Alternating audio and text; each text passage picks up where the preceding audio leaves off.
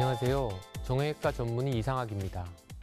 이 시간 제가 준비한 이야기는 스포츠 부상으로 발생한 십자인대 파열의 증상과 치료법입니다.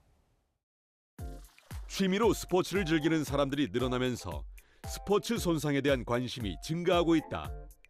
스포츠 손상은 운동이나 스포츠 활동 중 발생하는 신체 부상을 뜻하는데, 특히 무릎 십자인대 파열은 발생률 높은 스포츠 손상 중 하나로 꼽힌다.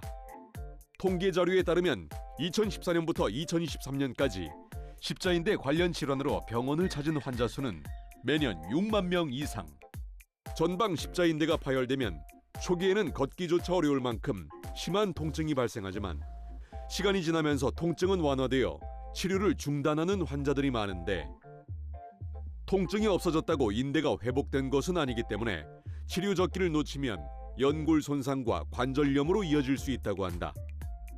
조기 치료가 무엇보다 중요한 십자인대 파열의 증상과 치료법에 대해 자세히 알아보자.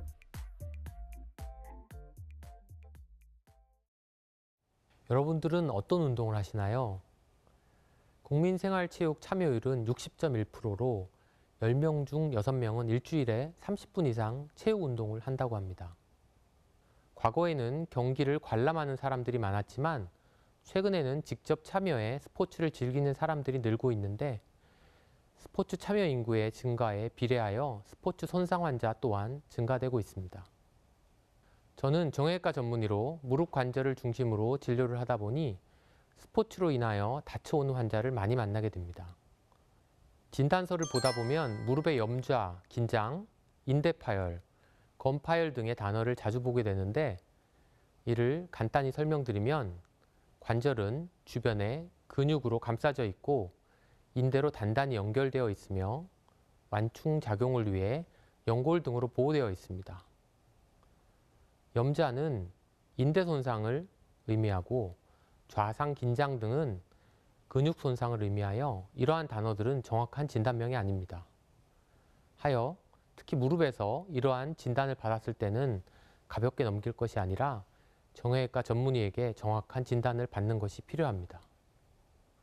지금부터는 무릎의 십자인대 손상에 대해서 자세히 살펴보고자 합니다. 십자인대는 어디에 위치해 있을까요? 무릎은 크게 중요한 4개의 인대가 존재하며 내측에는 내측 측부인대, 외측에는 외측 측부인대가 있고, 가운데 십자인대가 십자 형태로 있고, 이 중에 전방에 있는 것을 전방 십자인대, 후방에 있는 것을 후방 십자인대라고 합니다. 자기 공명 영상에서 전방 십자인대의 정상 소견은 측면에서 관찰한 시상면에서 잘 볼 수 있는데, 낮은 신호 강도로 전방에 놓여 있는 것이 전방 십자인대고 후방에 더 굵게 연결되어 있는 것이 후방 십자인대입니다. 관상면 MRI에서는 전방 및 후방 십자인대가 십자 형태로 위치해 있고, 이를 관절경 사진에서 전발 도달법으로 관찰하면 전방 및 후방 십자인대가 MRI와 비교해서 잘 이해를 할 수가 있습니다. 전방 십자인대는 전체가 보이게 되나 후방 십자인대는 대퇴측 일부만 보이게 됩니다. 전방 십자인대는 쉽게 말하면 무릎의 여러 굴곡 각도에서 무릎이 앞으로 빠지는 것을 막아주는 역할을 하고 회전하는 것도 저항하는 역할을 합니다. 후방 십자인대는 반대로 무릎이 뒤로 밀리는 것을 막아주고 역시 회전하는 것도 막아주는 역할을 하게 됩니다.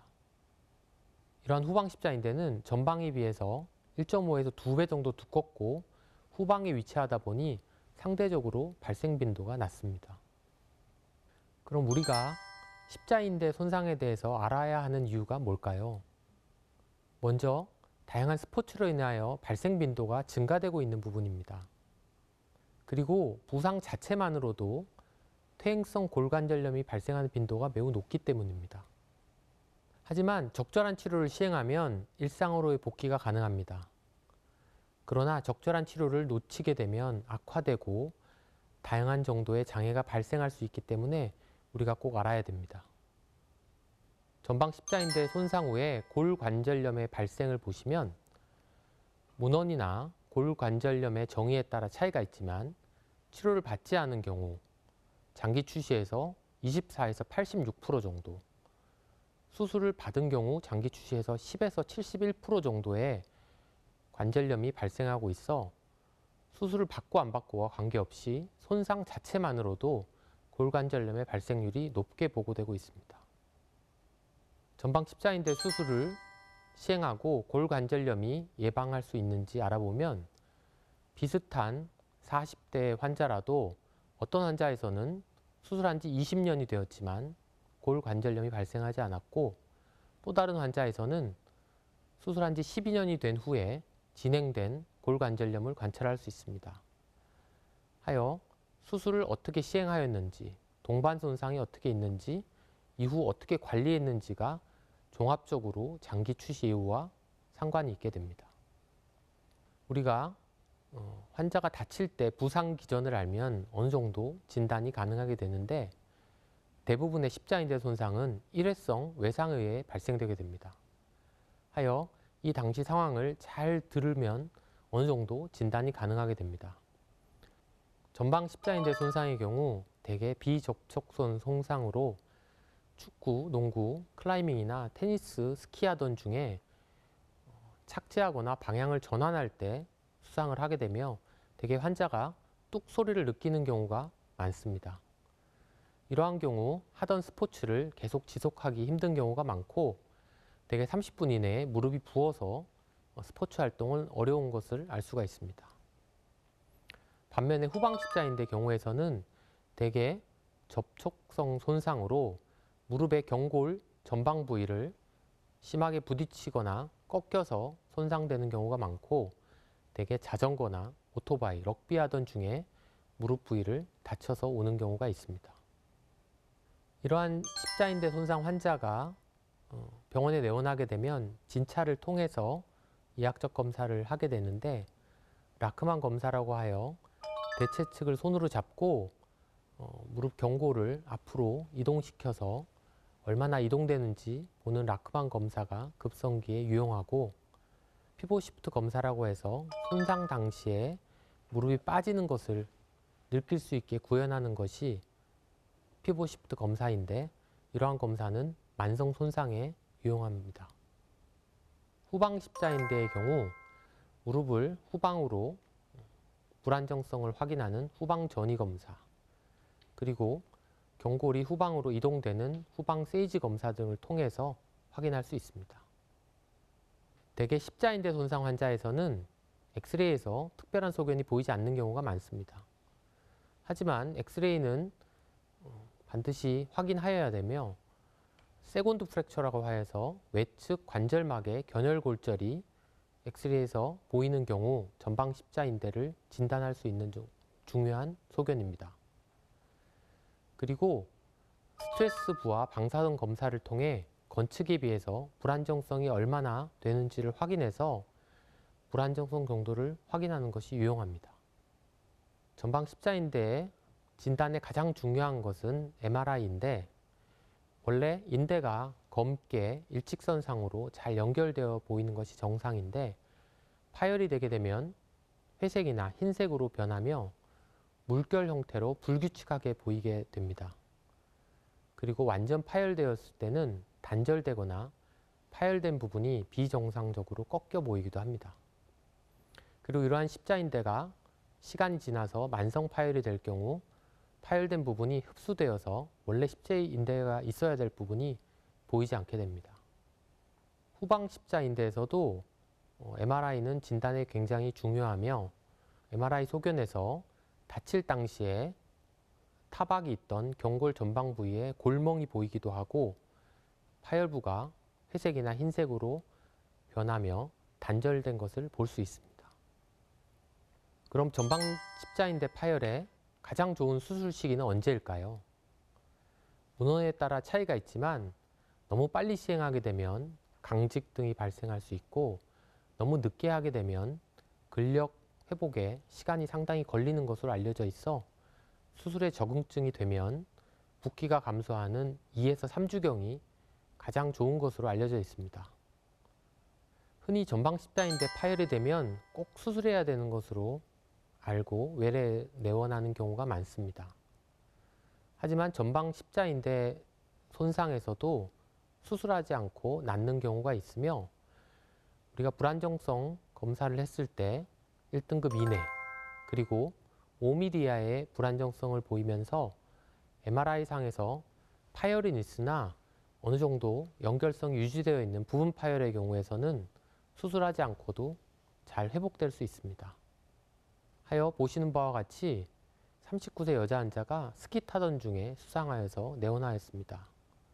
타병원에서는 수술이 반드시 필요할 것으로 얘기를 듣고 온 상태인데 MRI에서는 완전 파열된 것으로 보이나 불안정성이 심하지 않고 39세 여자 환자가 활동성이 그렇게 많지 않은 예로 보존적 치료를 시행하였습니다.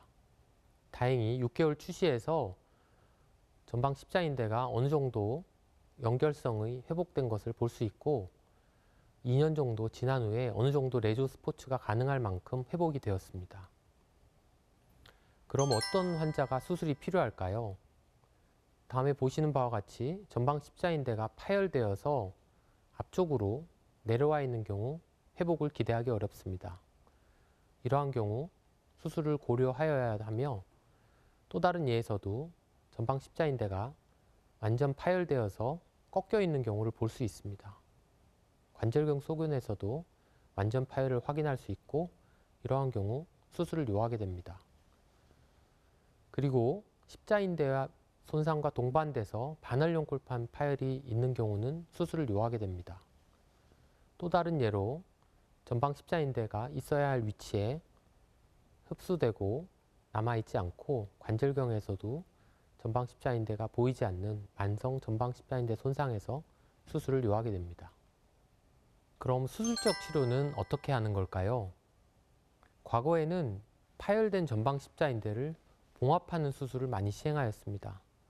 그러나 봉합한 인대가 낫지 않고 많은 실패를 겪었습니다. 하여 지금은 더 이상 봉합술은 시행하고 있지 않습니다. 그리고 무릎을 개방을 하여 한 20cm 정도 절개를 하여서 무릎을 열고 전방 십자인대 재건술을 시행하였었는데 최근에는 관절경 수술이 많이 발전하면서 7mm 정도 구멍을 뚫고도 개방한 것보다 더 잘 관찰할 수 있기 때문에 대부분 관절경으로 수술이 진행되고 있습니다. 전방 십자인대 재건술의 방법은 뼈에 구멍을 뚫어서 새로운 건을 이식하는 방법을 사용하고 있습니다. 대퇴와 경골에 골 터널을 만들고 이식건을 통과시켜서 관절 내에 있는 부위가 전방 십자인대 역할을 해줄 수 있도록 수술을 시행하고 있습니다. 하여 대부분 조그만 구멍을 만들게 되고 경골 측에 한 3cm 정도 피부 절개를 가해서 수술을 시행하고 있습니다. 많이들 자가건과 타가건이 무엇인지에 대해서 물어보시는데 쉽게 말하면 자가건은 자기 몸에서 채취한 것이고 타가건은 정확하게 말하면 동종 이식건으로 타인의 사체에서 채취한 것을 사용하는 것입니다. 이러한 이식건은 얼마나 십자인대와 유사한 성질을 가지고 있는지 그리고 골 터널에서 얼마나 치유될 수 있는지를 고려하여서 선택을 하여야 하며 공요부에 얼마나 이완율이 있는지 환자에게 위험 요인이나 스포츠 수준이 어떤지 나이 및 활동도를 고려하여서 선택을 할 수가 있습니다. 대표적인 자가건으로는 자가골슬개건 골과 자가슬개건이 있는데 자가골슬개건 골은 무릎 앞쪽에서 절개를 하여 채취를 하는 것이고 자가슬개건은 내측 후방에서 채취를 하여 사용되고 있고 가장 많은 빈도로 사용되고 있습니다. 과거 2000년대 이전에 가장 많이 사용되던 것은 자가골슬개건 골로 강도가 높고 고정력이 튼튼해서 조기 재활이 가능하다는 부분 때문에 많이 사용되어 왔으나 문제점으로 슬개골 전방에 통증을 많이 발생할 수 있고 이러한 것들이 골절까지 발생할 수 있는 문제가 종종 보고되고 있어서 2000년대 이후로 가장 많이 사용되고 있는 것은 자가슬개건입니다. 자가슬개건은 흔히 우리가 말하는 햄스트링 건입니다. 대개 무릎을 굴곡하는 힘을 유지하는 역할을 하는데 이것을 떼서 사용하게 되면 넓은 표면적을 가지고 있고 강도도 높고 비교적 적은 피부 절개로 할 수 있어서 많이 사용하고 있고 최근에 고정 방법이 많이 향상되고 있기 때문에 더 널리 사용되고 있습니다. 하지만 자가 골슬개건 골보다 치유가 느린 점 그리고 굴곡하는 힘을 많이 사용해야 하는 씨름, 유도 선수 등에는 자제할 것을 얘기되고 있습니다. 최근 보고에 따르면 1년에 50개 이상 전방 십자인대 수술을 하는 2,107명을 설문하였을 때 가장 많이 사용되고 있는 이식건은 자가슬개건으로 80%에 달합니다. 자가골슬개건 골은 16% 정도이며 우리가 알아야 할 것은 동종 이식건은 단지 1%에서만 사용되고 있는 부분입니다. 하지만 이런 동종 이식건이 우리나라에는 너무 많이 사용되고 있습니다. 물론 장점이 있죠. 공여분의 이완 및 통증이 없다는 부분, 수술 시간이 단축되고 피부 절개가 조금 작은 부분이 장점으로 되고 있지만 이러한 점이 너무 부각돼서 너무 많은 병원들에서 타각건을 사용하고 있는데 여러 문제점이 있습니다. 이식건의 치유가 느리고 여러 가지 융합에 문제가 발생하여 나중에 골터널 확장 등이 확인되는 경우가 있고 특히 젊은 환자에서 높은 실패율이 보고되고 있습니다. 그리고 이러한 타각건은 보험급여 기준에 해당되지 않아서 비급여로만 사용이 가능한 부분이 있어서 대개 40세 이상의 활동도가 낮은 경우에서 고려를 할 수 있게 됩니다. 이러한 전방 십자인대 수술의 성공률을 높이기 위해서는 정확한 전방 십자인대 부착 부위에 골터널을 만들고 치유를 돕기 위해서 남아있는 전방 십자인대를 최대한 보존하는 것이 중요합니다. 하여 여러 도달법을 이용해서 남아있는 전방 십자인대를 최대한 보존하는 것이 중요하고 필요한 경우에는 십자인대에 봉합을 해서 함께 통과시키는 방법이 유용합니다. 최근에는 수술 시 2차적인 금속 고정을 하지 않아 2차 관절경을 하거나 제거할 금속을 없게 수술을 시행하고 있습니다. 또한 50% 이상 십자인대 손상에는 반월연골판 파열이 동반되기 때문에 이를 어떻게 치료하는지가 예후에 중요한 영향을 미칩니다. 하여 이러한 반월연골판 파열을 함께 적극적으로 봉합을 시행하는 것이 중요하며 이러한 봉합술기가 우리나라에서 굉장히 뛰어나기 때문에 최근에도 굉장히 높은 수준의 유럽 관절경 학회에서 강의를 시행한 바 있습니다. 전방 십자인대 수술 술기가 많이 발전했음에도 불구하고 많은 문제점들이 보고되고 있습니다. 먼저 수술을 시행했음에도 불구하고 불안정성이 잔존하는 경우가 많고 장기 추시 시에 골관절염의 발생 비율이 상당히 높습니다. 그리고 재건술을 시행한 쪽 무릎이나 반대쪽 무릎에도 재수상되는 경우가 많이 보고되고 있습니다. 하여 이러한 실패율을 줄이기 위해서 최근에는 불안정성이 심하거나 젊고 유연성이 높고 축구 등의 운동 복귀를 원하는 위험인자들이 있는 경우에는 전 외측 인대 재건술을 함께 시행하여서 좋은 결과를 보고하고 있습니다. 후방 십자인대 손상에 있어서도 단독 손상인 경우, 불안정성이 2등급 이내면서 급성기인 경우에는 후방 전이를 방지한 3주간의 석고 고정 및 4에서 6주간의 보조기를 통해서 보존적 치료를 시행할 수 있습니다. 19세 남자에서 MRI 상에서는 후방 십자인대 완전 파열이 관찰되나 불안정성이 8mm 정도로 보이며 6개월 추시에서도 후방 십자인대는 비교적 연결이 되어 있고 2년 추시에서 후방 십자인대는 완전히 회복을 보이며 불안정성이 존재하지만 스포츠 활동까지 가능할 정도로 회복이 되는 것을 볼 수 있습니다.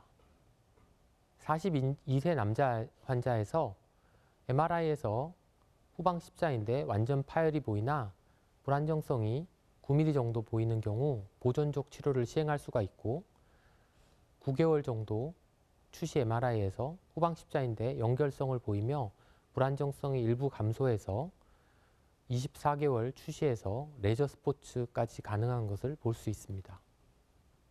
하지만 후방 십자인대에서 불안정성이 10mm 이상 관찰되며 동반 손상이 있는 경우 수술을 요하게 됩니다. 후방 십자인대 수술도 전방 십자인대와 유사하게 부착된 부위에 골 터널을 만들어서 이식권을 통과시키는 방법으로 수술을 하는데 후방 십자인대 경골 부착 부위가 후방에 위치해서 접근이 어려운 부분이 있습니다.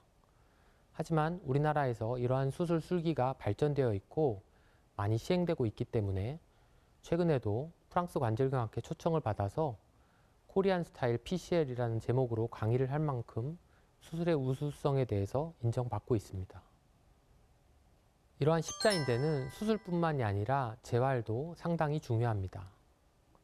과거에는 근력운동 그리고 관절범위 운동에 집중했다면 최근에는 시기별로 다양한 운동 프로그램을 통해 재활을 시행하며 수술 전부터 시작하는 것을 강조하고 있습니다.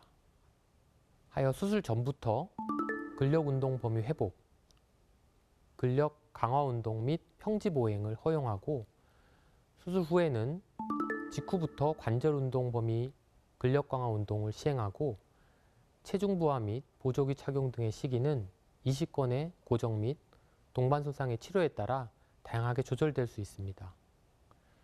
대개 보행은 2에서 3개월 정도에 편해지며 달리기는 4에서 5개월 정도 허용하게 됩니다.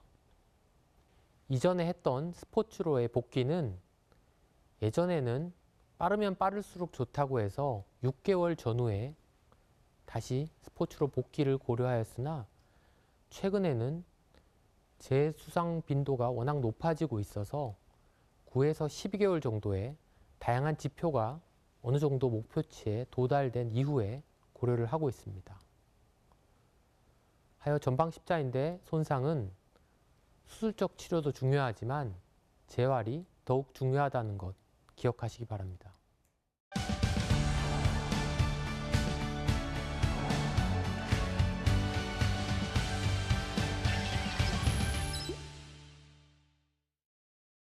시청자들께서 무릎 십자인대 손상과 관련해 저에게 많은 질문을 보내주셨는데요. 함께 확인해 볼까요? 고등학교 1학년 아들이 농구를 하다가 전방 십자인대가 찢어졌습니다. 의사 선생님께서 관절내 시경 수술을 해보자고 하시는데 키 성장에 영향을 줄까 싶어 걱정입니다. 수술을 3년 정도 미뤄도 괜찮을까요? 네, 고등학교 1학년 아들이 다쳤으니 걱정이 많으실 텐데요. 이러한 경우 불안정성 정도, 동반 손상의 여부, 그리고 활동도에 따라서 치료 방향이 다르며 성장판의 상태에 따라 수술 방법도 다르기 때문에 정확한 진찰 후에 결정하는 것이 필요합니다.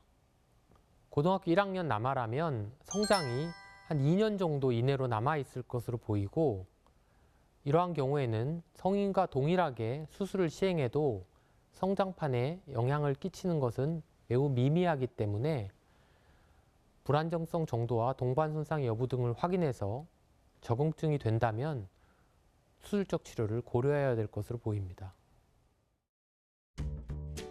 취미생활로 풋살을 배우고 있는 20대 후반 여성입니다. 주변에 십자인대 부상을 입은 사람들이 많아 늘 조심하고 있는데 예방할 수 있는 방법이 있을까요? 요즘 20대 여성에서도 스포츠를 즐기는 분들이 많아 종종 다쳐서 오는 경우들을 보게 됩니다. 앞서 얘기했듯이 여자에서 같은 스포츠를 하였을 때 십자인대 손상의 가능성이 더 증가되게 됩니다. 사실 예방은 쉽지 않지만 피파에서는 전방 십자인대 발생률이 높은 청소년기에 예방할 수 있는 프로그램을 제시하였습니다. 하여 이러한 프로그램을 꾸준하게 시행하였을 때 현저하게 발생률이 떨어지는 것으로 보고되고 있습니다. 현재로는 이러한 프로그램을 꾸준하게 하는 것이 가장 효과적일 것으로 생각됩니다. 그리고 본인이 얼마나 유연한지, 그리고 본인의 자세가 외반된 자세인지 이러한 것들을 확인해서 이러한 위험 요소들이 관찰됐을 때는 근력 강화 운동 및 이러한 예방 프로그램을 더욱더 적극적으로 시행할 것을 권합니다. 6개월 전 전방 십자인대 이식술을 받았습니다. 아직 다리가 완전히 접히고 펴지지 않는데 시간이 지나면 괜찮아질까요? 네, 6개월 정도 지난 상태에서 다리가 펴지지 않으면 어느 정도 문제의 가능성이 있습니다. 전방 십자인대 수술 후에 다양한 합병증이 발생될 수 있는데 그 중에서도 수술 후 강직은 다양한 정도로 흔히 발생됩니다. 하여 얼마나 안 펴지고 얼마나 안 접히는지 확인이 필요합니다. 대개 전방 십자인대 손상 환자에서 반대측이 과신전되는 경우가 있어서 수술 받은 쪽이 약간만 덜 펴져도 그렇게 느끼는 경우가 있습니다. 하여서 반대측보다 약간 덜 펴진다고 해서 문제가 있는 것은 아니고 다 펴지기만 하면 크게 문제 없을 수 있습니다.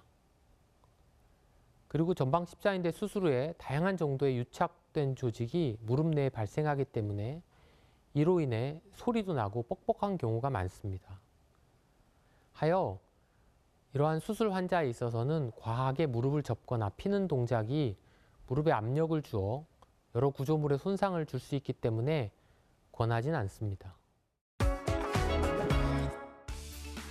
전방 십자인대 파열 증상, 참을 만한 통증이라 생각하고 전문의의 말을 무시하고 알아서 다시 붙겠지 라고 생각하는 분들도 많습니다. 그런데 한번 손상된 인대는 절대 재생되지 않습니다. 그러니 반월연골판 파열이나 조기 퇴행성 관절염이 발생하지 않도록 꼭 필요한 치료를 받으시기를 당부드립니다. 오늘 저희 이야기가 여러분들이 건강하고 행복한 삶을 살아가는데 도움이 되셨길 바랍니다. 감사합니다.